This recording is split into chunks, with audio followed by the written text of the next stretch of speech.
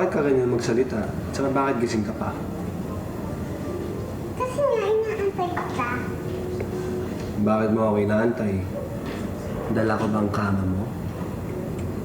Kala ko kasi, iiwan mo na ako dito eh. Hindi mo na ako babalitan.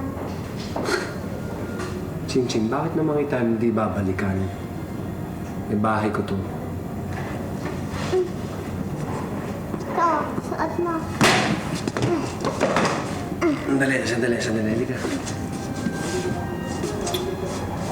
Nandito na ako.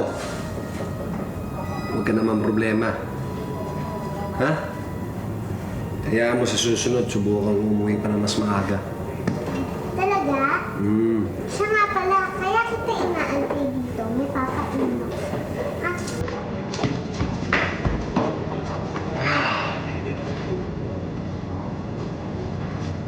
ito oh.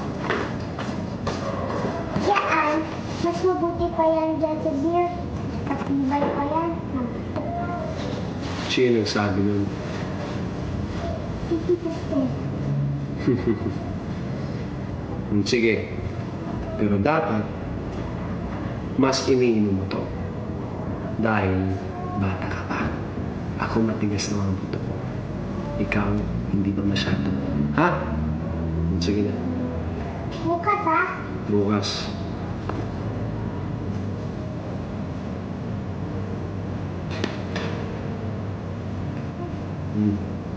Sarap. Sarap.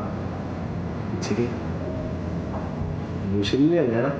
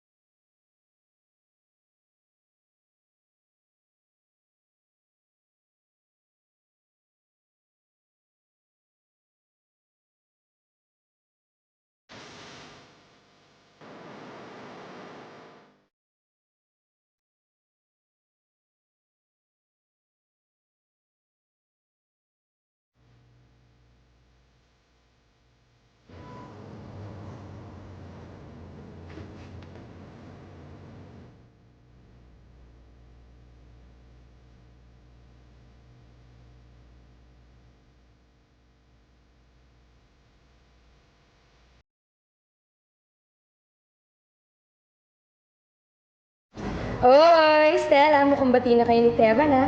Tsaka yung mala, mukhang bumabait si Teban kay Chin-Chin. Tignan nga natin kung ano pang masasabi ni Stella. Hindi ko akalain may tinatago rin palang kabaitan si Teban, dear heart. O siguro, talagang mabait lang siya, pero hindi ko lang napapansin. At ang tanging napapansin ko ay ang pinapakita niyang kagaspangan ng ugali. Pero nung gabing yun, nagsimulang magbago ang pagtingin ko sa kanya. Kita mo, sabi nga, don't judge a book by its cover. Tingnan nga natin kung ano pa mangyayari.